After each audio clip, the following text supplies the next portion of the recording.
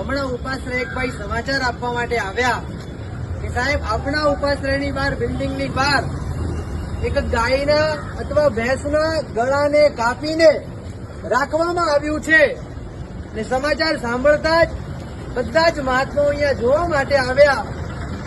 જે ગાય માતા આપણી ભારત દેશ માટે માતા સ્વરૂપ છે, જે ગાય ખરેખર દરેક માત્ર જૈન ધર્મ માટે નહીં દરેક ધર્મ માટે પૂજનીય કહેવાય છે, એ ગાયના ગળાને કાપીને અહીંયા મૂકવામાં આવ્યું।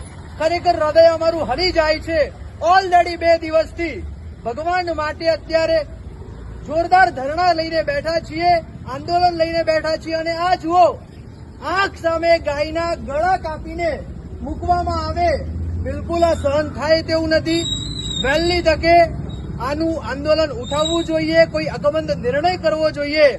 જો આ રીતે એક જીવના ગળા કાપવામાં આવે, આજે એમનું ગળું કપાયું છે, આવતીકાલે આપણું પોતાનું પણ ગળું કપાઈ શકે છે। બરોબર મણિભદ્ર સોસાયટીની બહાર ગાયનું ગળું મૂકવામાં આવ્યું છે।